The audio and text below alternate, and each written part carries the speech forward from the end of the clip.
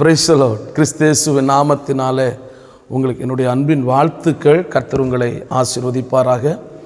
இந்த நாளிலேயும் சற்று நேர சிந்தனைக்காக ஒரு வேத பகுதியை வாசித்து ஆண்டவருடைய நாமத்தை நாம் மகிமைப்படுத்த போகிறோம். 2 கொரிந்தியரின் புஸ்தகம் 5வது அதிகாரம் அதனுடைய 1வது வசனத்தை நாம் வாசிக்கலாம். பூமிக்குரிய கூடாரமாகிய நம்முடைய வீடு அழிந்து போனாலும், இல்லை இங்கே என்ன சொல்கிறாருன்னா, பூமிக்குரிய கூடாரமாகிய நம்முடைய வீடு அழிந்து போனாலும்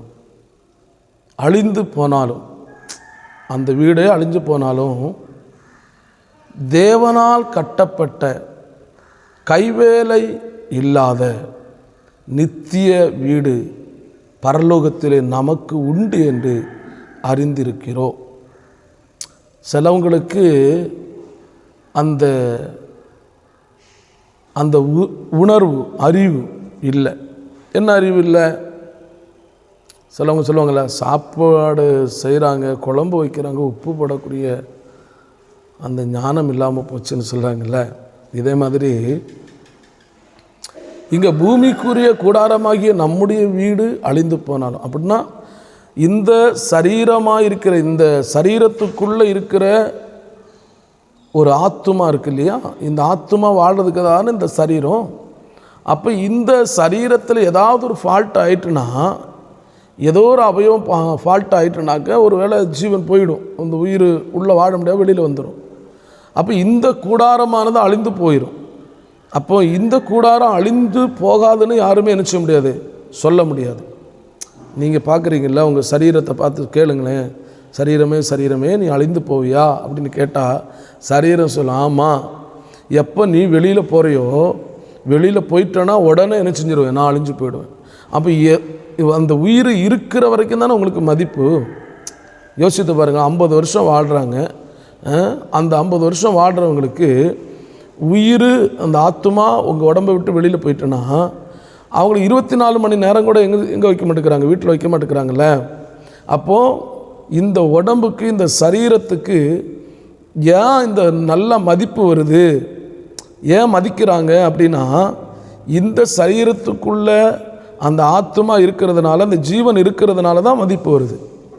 அப்போ என்ன சொல்லப்படுதுன்னா, இந்த சரீரம் ஒரு வேளை என்ன செய்யலாம், அழிந்து போயிடலாம், சரீரம் அழிந்து போகலாம். ஆனாலும் தேவன் நமக்கு அழிவில்லாத ஒரு வீட்டை, அழிந்து போகிற சரீரத்தை நம்பி தானே நம்ம வாழ்ந்துட்டு இருக்கிறோம். இந்த சரீரம் அழிந்து போகும் என்கிறத நீங்கள் உணர்ந்தீங்கன்னா, அழிவில்லாத ஒரு நித்திய வீட்டை நமக்காக ஆண்டவர் வைத்திருக்கிறார். அது பூமியில் இல்லை, அதுக்கு சொல்லப்பட்டிருக்குது பாருங்க, ஸ்தோத்திரம், பரலோகத்திலே நமக்கு உண்டு என்று அறிந்திருக்கிறோம். அந்த அறிவு ரொம்ப பேருக்கு கிடைக்காது, அந்த ஞானம் நிறைய பேருக்கு கிடைக்காது. நிறைய பேர் சொல்லுவாங்க, பிரதர் பரலோகம் இருக்குன்னா எங்களுக்கு ஒன்று காமிச்சிருங்களேன். இல்லை, அந்த தேவனுடைய ராஜ்யம் இருக்குன்னா நமக்கு ஒன்று காமிச்சிருங்களேன். காமிச்சிட்டிங்கன்னா நம்ம நம்புவோன்னு சொல்கிறீங்க இல்லையா? உங்களுக்கோ எனக்கோ ஒரு பொருளை காண்பித்து அதை நம்ப வேண்டிய அவசியமே இல்லை. பரலோக ராஜ்யம் என்கிற ஒன்று இருக்கிறது, அது உங்களுக்காகவும் எனக்காகவும் கட்டப்பட்டிருக்கிறது. நல்லா புரிஞ்சுக்கோங்க. மனிதனுக்காக இன்றைக்கி உருவாக்கப்பட்ட அநேக காரியங்களை மனிதர்கள் அனுபவிக்க முடியவில்லை. சாப்பாடே நிறைய சாப்பாடை பாருங்கள், நிறையா வெரைட்டியான சாப்பாடு இருக்குது. எல்லா வெரைட்டியான சாப்பாடையும் மனிதனால் சாப்பிட முடியலையே. அப்போ மனிதனுக்கென்று கட்டப்பட்டிருக்கிற ஒரு தேவனுடைய ராஜ்யம் இருக்கிறது. அந்த ராஜ்யத்தை குறித்த உணர்வு யாருக்கு இருக்குதோ அவங்க தான் அந்த தேவனுடைய ராஜ்யத்தை என்ன செய்ய முடியும், சுதந்தரித்து கொள்ள முடியும். அப்படி இல்லாதவர்கள் அந்த தேவனுடைய ராஜ்யத்தை சுதந்தரித்து கொள்ள முடியாது. அருமை கர்த்தருடைய பிள்ளையே, நன்றாக கவனியுங்கள். பூமிக்குரிய கூடாரம், இந்த கூடாரம் அழிந்து போயிடும்ல, அதை நம்புறீங்களா இல்லையா? அழிஞ்சிரும்ல. இதை விட்டு அழிஞ்சு போகும்போது எங்கே போவீங்க? இப்போ இங்கே வேதத்தில் தெளிவாக சொல்லுதில்ல, உங்களுக்கு ஒரு பரலோக ராஜ்யம் இருக்குது அப்படின்னு உங்களுக்கு தெளிவாக சொல்லுதில்ல. அப்போ அந்த பரலோக ராஜ்யத்தை நீங்கள் சுதந்தரிக்கணும் என்கிற ஏக்கம் இருக்கணுமா வேணாமா? ஒரு எழுத்துப்புறமாக காமிச்சாச்சுல்ல, உங்களுக்கு ஒரு பெரிய இடம் இருக்குங்க, 50 ஏக்கர் இடம் இருக்குது. 50 ஏக்கர் இடத்தை விட அந்த இடத்துக்குரிய பட்டா அல்லது அது கூட எழுத்துப்பூர்வமாக சொல்ல கொடுத்துருக்காங்க, எழுதி கொடுத்துருக்காங்க பாருங்கள், பத்திரங்கள், அதுதான் மிகவும் விலை பிடிப்பானது. புரியுதா உங்களுக்கு? இப்போ தேவனுடைய ராஜ்யத்தை குறித்து இங்கே எழுதியிருக்கிறாங்கல்ல, எழுதி வைத்திருக்கிறாங்கல்ல. அப்போ இதை நம்பி அவருக்காக நாம் வாழ்ந்தோம் என்று சொன்னால் தேவனுடைய ராஜ்யம் பாருங்க, பூமிக்குரிய கூடாரம் என்ன செஞ்சிடும்? அழிந்து போயிடும். பரலோகத்தில் நமக்கு ஒரு கூடாரம் உண்டு என்று அறியணும். பரலோகத்தில் நமக்கு ஒரு கூடாரம் உண்டு என்று அறியணும். அந்த அறிவு வேத வசனத்தை வாசிக்கும்போது, கர்த்தருடைய பிள்ளைகளாக நீங்கள் மாறும்போது, பாவ காரியங்களை விட்டு விலகும்போது கண்டிப்பாக நிச்சயமாய் கிடைக்கும். அதுக்கு கீழே அடுத்தடுத்த வசனங்களை நீங்கள் வாசித்து பாருங்கள். வேதாகமம் இருக்கும் என்றால் 2 கொரிந்தியர் 5வது அதிகாரத்தில் அதுக்கு கீழே நிறைய வசனங்கள் இருக்கிறது. அதில் ஒரு அடுத்த வசனத்தை பாருங்கள், 10வது வசனத்தை இப்படி பாருங்களேன். ஏனென்றால் சரீரத்தில் அவனவன் செய்த நன்மைக்காவது தீமைக்காவது தக்க பலனை அடையும்படிக்கு. பார்த்தீங்களா? ஏனென்றால் இப்போ நீங்கள் அந்த பரலோக ராஜ்யத்துக்கு போக போகிறோம். இப்போ அடுத்து என்ன நடக்க போகுது அப்படின்னாக்க, பரலோக ராஜ்யத்தில் நியாய தீர்ப்பு என்று ஒன்று நடக்க போகிறது. என்ன நடக்க போகுது? நியாய தீர்ப்பு. இப்போ யார் அங்கே நியாயாதிபதியாக இருக்க போகிறாரு அப்படின்னா, இப்போ பிரசங்கம் பண்ணுறாங்கல்ல, இயேசு இரட்சகர், இயேசு அன்புள்ளவர், இயேசு பாவத்தை மன்னிக்கிறவர், இயேசு நோய்களை குணமாக்குகிறவர், இயேசு உன் கண்ணீரை துடைக்கிறவர், இயேசு உன் பிரச்சனைகளை மாற்றுகிறவர் அப்படின்னு பிரசங்கம் பண்ணுறாரு. பார்த்தீங்களா? அந்த இயேசு அங்கே உங்களுக்கு நியாயாதிபதியாக இருக்க போகிறார். யோசித்து பாருங்க. இங்கே உங்கள் கண்ணீரை துடைக்கிறவர், இங்கே உங்கள் பசியை ஆற்றினவர், இங்கே உங்களுடைய நோய்களை குணமாக்கினவர் அங்கே நியாயாதிபதியாக இருக்க போகிறார். எங்கே? பரலோகத்தில். நான் சொன்னேன் இல்லையா, அந்த பரலோகத்தில் நமக்கு ஒரு வீடு உண்டுன்னு சொன்ன பாருங்க.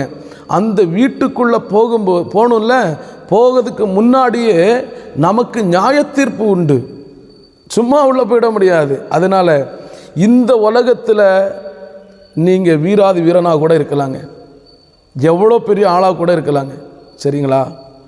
தேசத்தை ஆளுகிற தலைவர்களாக கூட இருக்கலாங்க. ஆனால் மனம் திரும்பலன்னா, ஆண்டவராக இயேசுவை சொந்த இரட்சகராக ஏற்றுக்கொள்ளலைன்னா நீங்கள் எங்கே போக முடியாதுங்க? பரலோக ராஜ்யத்துக்கு போக முடியும், கண்டிப்பாக போக முடியாது.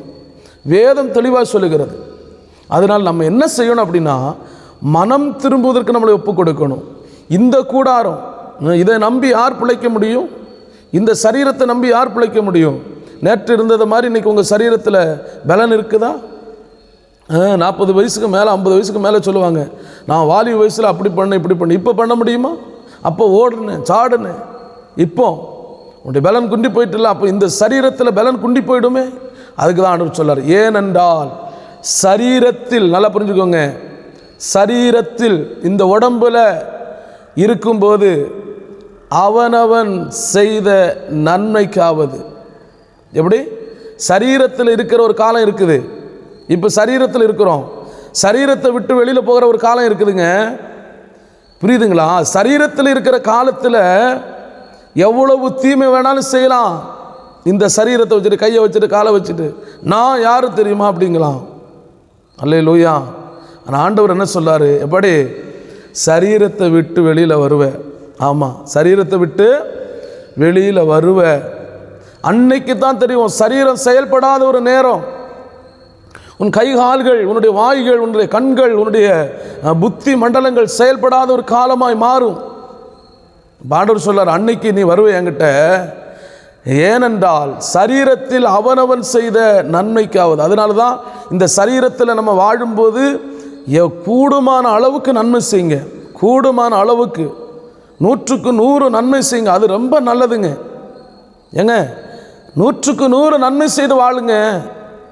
இந்த உலகத்தில் நன்மை செய்து ஒருவேளை பாடு அனுபவிக்கலாங்க, நன்மை செய்து வேதனைகளை அனுபவிக்கலாம், நன்மை செய்து சில காரியங்களை இழக்க வேண்டிய சூழ்நிலைகள் வரலாம். ஆனால் நான் சொல்கிறேன், இம்மையில் அல்ல, நீங்கள் இங்கே செய்கிற நன்மைகள். ஒருவேளை சொல்லுவீங்க, நான் இங்கே எத்தனையோ நன்மை செய்கிறேன், ஒருத்தவனுக்கும் நன்றி இல்லைங்கய்யா, இங்கே எவ்வளவோ நன்மைகளை நான் என்னுடைய கையால் செய்தேன், ஒருத்தரும் எங்களை திரும்பி பார்க்கலையா. இந்த உலகம் உன்னை திரும்பி பார்த்தால் என்ன, திரும்பி பார்க்காட்டா என்ன, உங்களையும் என்னையும் பார்த்து கொண்டிருக்கிற ஒரு தெய்வம் இருக்கிறார். உங்கள் சபையை பார்க்கிற, உங்கள் விசுவாசத்தை பார்க்கிற, உங்கள் நம்பிக்கையை பார்க்கிற, உங்களுடைய ஆவிக்குரிய ஜீவிதத்தை பார்க்கிற ஒரு ஆண்டவர் ஒருத்தர் இருக்கிறார். அதான் சொல்றார், பூமிக்குரிய கூடாரம் அழிஞ்சிருயா, ஆனால் இன்னொன்று இருக்குது. ஏனென்றால் சரீரத்தில் அவனவன் செய்த நன்மைக்காவது தீமைக்காவது தக்க பலனை அடையும்படிக்கு நாம் எல்லோரும் நாம் எல்லோரும் இங்கே தான் பாஸ்டர், இங்கே தான் ரெவரண்டு, அங்கே போய் என்ன செய்ய முடியாது, சொல்ல முடியாது. இங்கே தான் தலைவன், அங்கே போய் நான் தலைவனாக இருந்தேன்னு சொல்ல முடியாது. ஹல்லேலூயா. பல கட்சிகளுக்கு தலைவனாக இருக்கிறோம் இல்லையா, தேசத்துக்கு தலைவனாக இருக்கிறோம். இங்கே சொல்லலாம், அங்கே போகும்போது நான் அங்கே இவ்வளோ பேர் ஆளுகை செய்திருக்கிறேன், இவ்வளோ பேர் எனக்கு கீழே இருந்திருக்கிறாங்க, அதெல்லாம் இல்லை.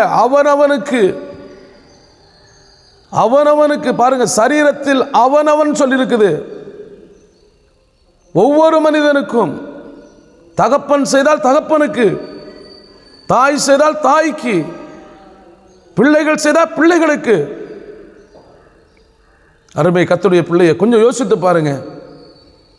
சும்மா உங்களுடைய வாழ்க்கை கொஞ்ச நாள் ஏதோ வாழ்ந்து முடியுது, ஆமாம் வாழ்றா, நல்லா ஜாலியாக வாழ்றா, நல்லா என்ஜாய் பண்ணுறா, என்ன வேணாலும் செய்டான்னு வாழ்றல்ல, இந்த வாழ்க்கை ஒரு நாள் முடிய போகுது.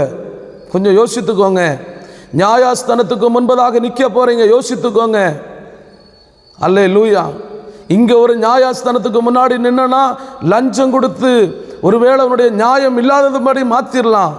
அங்கே லஞ்சத்துக்கு வேலை இல்லை பிரதர், அங்கே லஞ்சம் கொடுக்க முடியாது. இல்லை, இங்கே ஆள் பலம் படைபலம் இருக்குது, அதனால நான் செஞ்சதை செய்யாமல் மாற்றணும்னு சொல்லலாம் பிரதர். அங்கே மாற்ற முடியாதுன்னு சொல்கிறேன். எங்கே? அந்த பரலோகத்தில் மாற்ற முடியாது பிரதர். கொஞ்சம் பார்த்து வாழுங்க, ஓகேவா? கொஞ்சம் ஞானமாக வாழுங்க. என்னைக்கோ ஒரு நாள் இந்த கூட இருக்கிற படைபலங்கள் எல்லாம் ஒரு நாள் உங்களை விட்டு அகன்று போவார்கள். எப்போ தெரியுமா? இந்த கூடாரத்திலிருந்து நீங்கள் போகும்போது, இந்த கூடாரத்தை விட்டு நீங்கள் பிரிந்து போகும்போது, உங்கள் படைபலங்கள் ஒருவேளை உங்கள் ஸ்தோத்திரம் அசைவில்லாத சரீரத்தை, எந்த அசைவும் இல்லாத சரீரத்தை புதைப்பதற்கு அல்லன எரிப்பதற்கு வரலாம் பிரதர்.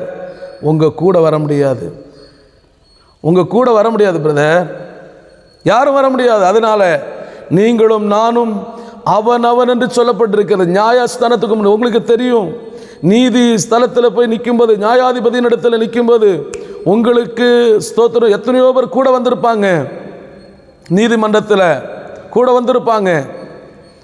ஒரு 50 பேர் வந்திருக்கலாம், 100 பேர் கூட வந்திருக்கலாம். ஆனால் அவர்களெல்லாம் வாசலிலே நிற்கப்படுவார்கள். யாருக்கிட்ட விசாரிக்க வேண்டுமோ அவர்களை மட்டும்தான் அந்த கூண்டுக்குள்ளே ஏற்றி நிப்பாட்டுவாங்க. அதே மாதிரி தான் இங்கே நடக்க போது. அவனுக்கு அவரவர்களுக்கு செய்த காரியங்களுக்கு ஏற்ற பலன் அங்கே கிடைக்க போகிறது. சரீரத்தில், அதுதான் மிக முக்கியம். சரீரத்தில், இந்த சரீரத்தை வைத்து பாவம் செய்கிறது. இந்த சரீரம் தேவனுடைய ஆலயம். இதில் குடித்து வெறிச்சு விபச்சாரம் பண்ணி வேசித்தனம் பண்ணி, அது மட்டும் இல்லை பீடி குடித்து கஞ்சா அடித்து தன்னுடைய மனம் போன போக்கில் போய் தான் அவங்க நினைக்கிறது எல்லாத்தையும் நிறைவேற்றினா அந்த ஆண்டவர் என்ன சொல்ல தெரியுமா? நியாய தீர்ப்பில் நிற்ப. நியாய தீர்ப்புக்கு அப்புறம் ஒரு எரி நரகம் என்று ஒன்று இருக்கிறது. அந்த இடத்துக்கு போகணுமா? அந்த இடத்துக்கு போகணுமா? நித்திய காலமாக சந்தோஷமாக வாழணுமா? நித்திய காலமாக அந்த எரி நரகத்தில் போய் கஷ்டப்படணுமா? கொஞ்சம் யோசித்து பாருங்கள். நாங்கள் சொல்கிற தெய்வம் உண்மையுள்ளவர், நாங்கள் சொல்லுகிற தெய்வம் உயிருள்ளவர், நாங்கள் சொல்லுகிற தெய்வம் ஜீவனுள்ளவர், நாங்கள் சொல்லுகிற தெய்வம் இப்போ வரைக்கும், இன்னைக்கு வரைக்கும் நான் சொல்கிறேன், எப்போ அவர் வரப்போறான்னு சொல்ல முடியாது. என்னை அதெல்லாம் கணிக்க முடியாதுங்க. எப்போ வராரு, எந்த நேரத்தில் வரலாம் கணிக்க முடியாது. அவன் பொய்ய பேசிகிட்டு இருக்கிறான், எப்போ வருவார்னு தெரியாது. ஆனால் அடையாளங்கள் சொல்லப்பட்டிருக்கிறது. அந்த அடையாளங்களை பார்க்கும்போது தான் இது கடைசி காலம் என்று சொல்லுகிறார்கள். எந்த நிமிஷத்தில் அவர் வரப்போகிறார், எந்த நொடியில் அவர் வரப்போகிறார் என்று யாராலையும் இதுவரைக்கும், எந்த விஞ்ஞானிகளாலையும் எந்த ஊழியர்களாலையும் கணித்து சொல்ல முடியாது. அது வேதம் சொல்லுகிறது, அது பிதா ஒருவருக்கே தெரியும், அவருக்கு மட்டும்தான் அது தெரியும். அதனால தயவு செய்து கிறிஸ்துவின் நியாயாசனத்திற்கு முன்பாக அதை நல்லா புரிஞ்சுக்கோங்க, நல்லா உன்னிப்பாக கவனிச்சுக்கோங்க. எந்த நியாயாசனத்துக்கு முன்னாடி? அங்கே நியாயாதிபதி யாரு? கிறிஸ்து. இங்கே நாங்கள் சொல்லப்படுகிற அந்த இயேசு இங்கே உங்களை பாவத்தை மன்னித்து உங்களை கழுவி உங்களை சுத்திகரித்து அவருடைய பிள்ளையாய் மாற்றுவதற்கு அவர் ஆவலாக இருக்கிறார். இரு கரத்தையும் நீட்டி, என் மகனே, என் மகளே, என்னிடத்திற்கு வா, உன் பாவத்தை நான் மன்னிக்கிறேன், என்னிடத்திற்கு வா, உன் வியாதியை நான் குணமாக்குகிறேன், என்னிடத்திற்கு வா என்று சொல்லி அழைத்து கொண்டிருக்கிறார். அந்த அழைப்பின் சத்தத்தை கேட்டு ஒரு செவிடனை போல, ஸ்தோத்திரம், கண்ணு தெரியாத குருடனை போல நான் வாழ்ந்து கொண்டு இருப்போம் என்று சொன்னால், ஒரு நாள் உன் சரீரத்தை விட்டு உன்னுடைய ஜீவன் போகும். அதுக்கப்புறம் யாரும் வந்து நிற்க முடியாது. உங்களை நியாயஸ்தானத்துக்கு முன்பதாக பார்க்கலாம், என்னை நியாயஸ்தானத்துக்கு முன்பதாக பார்க்கலாம். அருமையான கர்த்தருடைய பிள்ளையே, ஊழியர்கள் என்கிற பெயரை வைத்துக்கொண்டு பலவிதமான அட்டூழியங்களை செய்வீர்கள் என்று சொன்னாலும் நீங்கள் நியாயஸ்தானத்துக்கு முன்பதாக வர வேண்டும். விசுவாசிகள் என்று சொல்லி பலவிதமான பாவத்துக்கு ஈடுபடுவீர்கள் என்று சொன்னால் நீங்களும் நியாயஸ்தானத்துக்கு முன்பதாக வர வேண்டும். ஸ்தோத்திரம். எப்படிப்பட்ட பரிசுத்தவான்கள் என்று சொல்லியும் பலவிதமான பாவத்துக்குள் ஈடுபடுவீர்கள் என்று சொன்னால் நீங்களும் நானும் நியாயஸ்தானத்துக்கு முன்பதாக வர வேண்டும். நியாயாதிபதியாயிருக்கிற தெய்வம் அந்த தேவனுக்கு முன்பதாக வரும்போது நீங்களும் நானும் பாவம் இல்லாதவர்களாய், கரையில்லாதவர்களாய் மாறும்படியாய் நம்மளை இந்த கடைசி காலத்தில் ஒப்புக் கொடுப்போம். ஆண்டவரே, என் பாவத்தை மன்னியும், என் குறையை மன்னியும், என்னுடைய நான் செய்து போன தவறுகளை மன்னியும் என்று சொல்லி அன்றாட நாம் தேவனுடைய சமூகத்தில் நம்முடைய பாவத்தை அறிக்கையிட்டு மன்னிப்பு கேட்போம். அவர் நம்மை மன்னிக்க வல்லவராயிருக்கிறார், பரிசுத்தப்படுத்த வல்லவராயிருக்கிறார். கிறிஸ்துவுக்காய் வாழுங்க, கிறிஸ்துவுக்குள் வாழுங்க, மனுஷனுக்குள் வாழாதங்க, மனுஷனுக்காய் வாழாதங்க, பணத்துக்குள் வாழாதங்க, படிப்புக்குள் வாழாதங்க. புரியுதா? கிறிஸ்துவுக்குள் வாழுங்க. தேவராஜ்யத்துக்கு போக அவரையே நோக்கி பாருங்க, அவரையே தேடுங்க, அவருக்காகவே உங்களை அர்ப்பணிங்க. அவர் உங்களை நிச்சயமாய் ஆசீர்வதிக்க போகிறார். கொஞ்சம் யோசித்து பாருங்கள். பூமியின் கூடாரம் அழிந்து போக போகிறது. நானும் நீங்களும் நியாயஸ்தானத்துக்கு முன்னாடி நிற்க போகிறோம். கொஞ்சம் யோசித்து பாருங்கள். மனம் திரும்புங்க ஐயா, ஐயா, மனம் திரும்புங்க, மனம் திரும்புங்க. ஒரே ஒரு வாழ்க்கை, ஒரே ஒரு வாழ்க்கை. நீ செய்கிற தவறை விடுங்கய்யா, பாவத்தை விடுங்கய்யா, அந்த குடிப்பழக்கத்தை விடுங்கய்யா, நீங்கள் ஆண்டவருக்கு பிரியமில்லாமல் வாழுகிறத விடுங்கய்யா. ஒரு பேர் கிறிஸ்தவனாக வாழ்ந்துட்டு இருக்கிறீங்க, பேர் வேணா கிறிஸ்துவ பேராக இருக்கலாம், வாழ்க்கை எங்கே? அல்லேலூயா. கொஞ்சம் யோசித்து பார்த்து கர்த்தருடைய சமூகத்துக்கு வாங்க. நம்ம எல்லாம் நியாயஸ்தானத்துக்கு முன்னாடி நிற்க போகிறோம். நம்ம சம்பாதிச்ச பணத்தை கொண்டு போக முடியாது. ஆமாம், நம்ம வச்சிருக்க எதையும் கொண்டு போக முடியாது. நம்ம படித்திருக்கிற படிப்பு, பட்டங்கள் எதையுமே அங்கே எடுத்துகிட்டு போக முடியாது. எல்லாம் நம்ம கல்லறையோடு முடிஞ்சிடும், எல்லாம் முடிஞ்சிடும். பெருமை முடிஞ்சிடும், ஜாதி முடிஞ்சிடும், எல்லாம். எதை நீ பெருமையாக நினைக்கிறோம் அது எல்லாமே, இம்மையிலிருந்து எதெல்லாம் நமக்கு கிடைச்சிச்சோ எல்லாமே இந்த உலகத்தில் விட்டுட்டு தான் போகணும். தயவு செய்து கர்த்தருக்காய் உங்களை அர்ப்பணித்து, இயேசு ஒருவரே இரட்சகர், இயேசு உங்களுக்காக அடிக்கப்பட்டிருக்கிறார். இயேசுவின் அந்த கையிலே ஆணிகள் அடிக்கப்பட்டது, காலிலே ஆணிகள் அடிக்கப்பட்டது, விழாவிலே ஈட்டியினால் குத்தினார்கள், தலையிலே முள்முடியை வைத்து அடித்தார்கள். எதற்காக? உங்களுடைய பாவத்திற்காக, நானும் நீங்களும் செய்த தவறுக்காக. தயவு செய்து ஒரு விசை ஆண்டவர்கிட்ட கேட்டு உங்களை ஒப்புக் கொடுங்க. அவர் உங்களை ஆசீர்வதிக்கட்டும். நிச்சயமாய் ஒரு ரட்சிப்பின் மகிமையை நீங்கள் காண்பீர்கள் என்று நான் விசுவாசிக்கிறேன். கண்களை மூடுங்கள். அன்பு நிறைந்த பிதாவே, இந்த சத்தத்தை கேட்கிற முடிய பிள்ளைகள் யாராயிருந்தாலும் அவர்கள் மனம் திரும்பட்டும், ரட்சிக்கப்படட்டும், கர்த்தருக்காய் வாழட்டும், தேவ ராஜ்யத்தை சுதந்தரிப்பதற்கு தங்களை அர்ப்பணிக்க உதவி செய்யுங்க. இயேசுவின் நாமத்தில் நல்ல பிதாவே, ஆமென். கர்த்தர் உங்களை ஆசீர்வதிப்பாராக. ஆமென்.